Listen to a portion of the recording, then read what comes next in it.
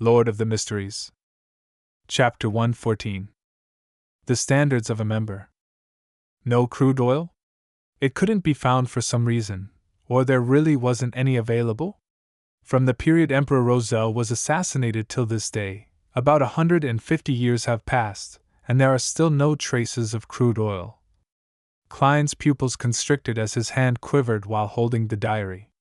No crude oil not only meant that the future of the internal combustion engine became uncertain, it would also lead to a state of stagnation in the chemical industry. In other words, Earth's modern industrial age would never transpire here. In short, the development of this world was uncertain to Klein.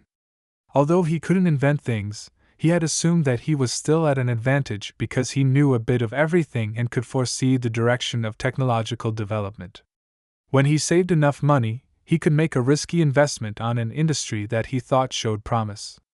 Furthermore, he wouldn't put all his eggs in one basket. Klein thought that it was only a matter of time until he could own enormous wealth. By then, he would hire the so-called white gloves as representatives to establish international charity foundations. On the surface, they would provide relief to the poor. In reality, they would actually be establishing and funding a revolt, in order to fight against the higher strata of society and enhance the living standards of the people in the lower class. If he were to find a method of returning to Earth, he would segregate his property. A third to Benson, a third to Melissa, and a third for his foundation.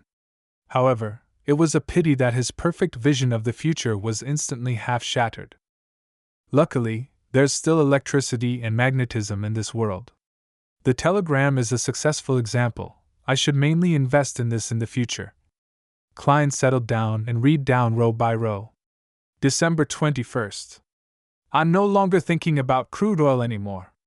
Upgrading my sequence level is what matters. December 22nd.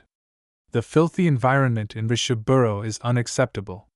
If I hadn't visited incognito, I might have never known that it still looks the same as when I was young. I want to gather all my ministers and formulate a capital sewer and public toilet enhancement plan. I have to rectify the people's bad habits.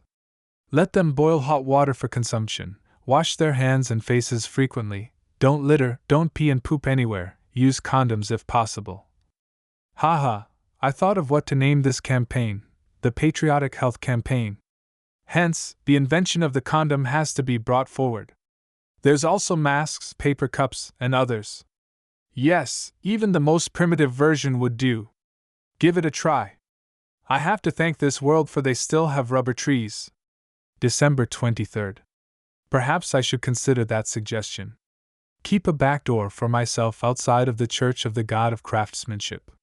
For example, I could join that ancient and mysterious organization which influences the world from the shadows. Klein then suddenly realized that there was nothing else at the bottom. His emotions were indescribable. Emperor Roselle, what was the name of the ancient and mysterious organization that was influencing the world from the shadows? Do I know it? How could you stop here? Why didn't you write more? It's just like when I used to read novels. When I read till the end and realized that the author ended up dropping the novel. And Patriotic Health Campaign? The Emperor sure knows how to have fun. The contents of the diary should have been written after he became the consul of the Intis Republic. He might already have called himself the Emperor Caesar. I have to read some books when I get back and flip through some historical texts of other countries. I have to see which year the capital sewer and public toilet enhancement plan took place. After his nearly 20 seconds of silence, Klein reined back his thoughts and let the diary in his hands vanish into thin air. You can start your discussion now. Audrey let out a breath of relief and adjusted her state to become a spectator. She smiled faintly and said, I'd like to know if there are any sequence potion named Arbiter, or a kind of beyonder that can go through wooden doors or make locks ineffective. I know about this. Enveloped in the grayish-white fog, Klein was going to reply, but the hanged man answered first. I need you to help me investigate something in return for the answer. What is it? Audrey asked with interest as well as with puzzlement. Alger glanced towards the fool and said, I'd like to know if the king has the intention of taking revenge on the Faysac Empire and launching a new war on the east coast of Balam within this year or before June of next year. The Tarot Club was currently using the Lone language, which was confirmed by the trio's accents at the first gathering. Hence, Alger knew that Miss Justice was a noble in the Lone Kingdom, while he also believed that Miss Justice knew that he was alone. As for the Fool, Alger believed that his behavior as alone was merely a disguise that would ease the discussion. Ever since the ritualistic magic, Alger started using him to address the Fool politely. Audrey recalled everything that she heard from various social events. She nodded confidently and said, "No problem, but I would need sufficient time to be certain." "I can wait." Alger smiled and said, "With Mr. Fool as a witness, I believe you wouldn't go back on your promise." Audrey looked towards the quiet yet mysterious Fool engulfed in gray fog as the corner of her mouth curved upwards. "But I think the value of this information is worth more than both questions put together. When you confirm the answer, I'll provide compensation depending on the situation." Alger replied with an answer he prepared beforehand. "Miss Justice, Mr. Hangman, do you need virtual currency to determine value?" Klein smiled and leaned backwards while he looked at the two people before him. Audrey relaxed and cheered for herself in her mind.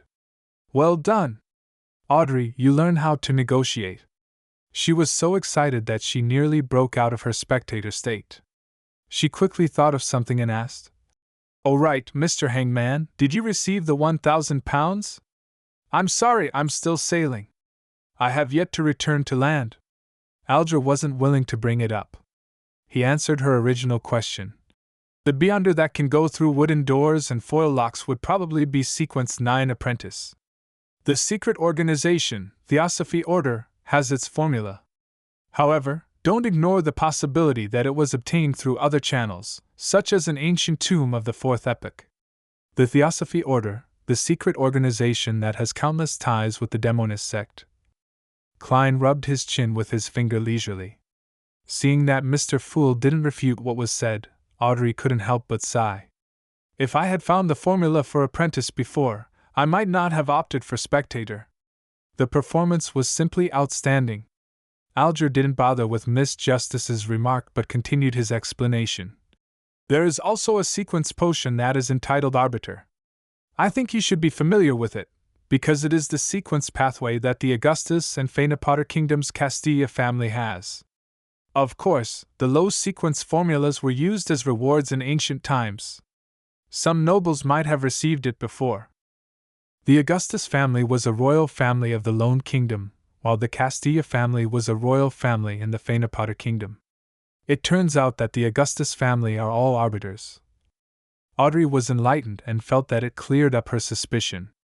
She sighed and thought, "It's no wonder I've always gone along with their arrangements, always uncomfortable, always willing to admit defeat, like I'm never myself when I'm before them. I thought it was because I was timid." "The Arbiter has a convincing charm and considerable authority, as well as outstanding combat ability that can deal with the unexpected." Alger described the situation simply.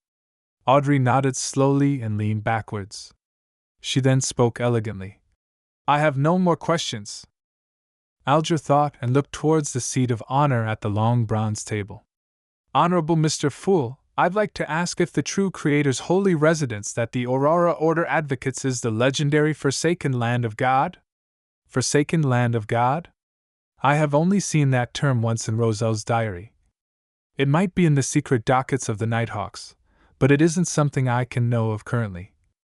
"How do you want me to answer?" Klein nearly twitched the corner of his lips.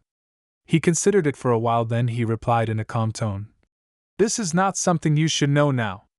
Alger felt his heart tighten, and he immediately lowered his head and replied, "Please forgive me for overstepping my boundaries."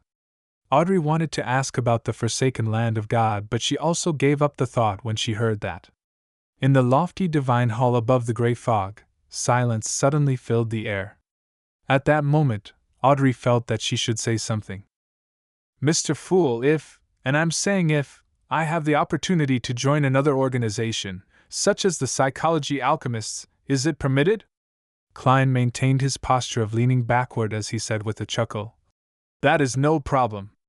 My requirement is that the existence of the Tarot Club is not to be exposed. If you become a member of another organization, the materials and information you can use for exchange will also increase. After saying that, he suddenly recalled that he was also a member of another organization. He was a real Nighthawk, while the Hanged Man was most likely related to the Church of Storms.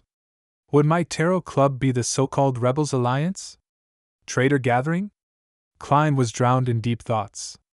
I understand now. Audrey was excited, but she immediately thought of a question. Mr. Fool, if I found a suitable gentleman or lady for this gathering, could I guide them to join? How do I do that?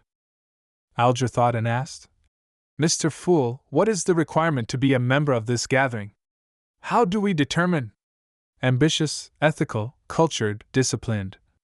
4 words popped into Klein's head instantly. He maintained his silence for a few seconds and only spoke when Justice and Hanged Man appeared a little uneasy. You can inform me here of people who you find suitable. I will decide if they will join us. Before that, you can't give any hint that would cause the secret of the Tarot Club's existence to be exposed. You must remember, to non-gathering members. Klein paused and said in a heavy voice, you must not speak my name without my permission.